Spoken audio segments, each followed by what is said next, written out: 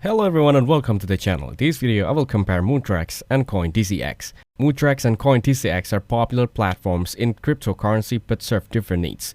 MUDREX offers automated investment tools for simplified, diversified crypto portfolios. Its standout feature is coin sets, expert-managed thematic crypto baskets for easy, hassle-free investing. It provides algorithmic trading strategies, ideal for seeking automations and insight. A major drawback is the absence of real-time trading, which may deter active day traders. On the other hand, COINDCX is one of India's largest cryptocurrency exchanges, focusing on trading. It provides a wide range of cryptocurrencies, competitive fees, and advanced tools, making it ideal for active traders. It offers passive income via stacking and educates newcomers through DCX Learn.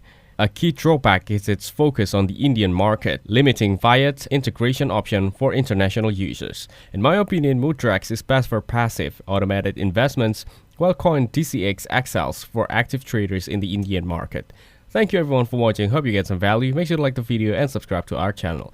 Leave a comment down below. See you in the next one.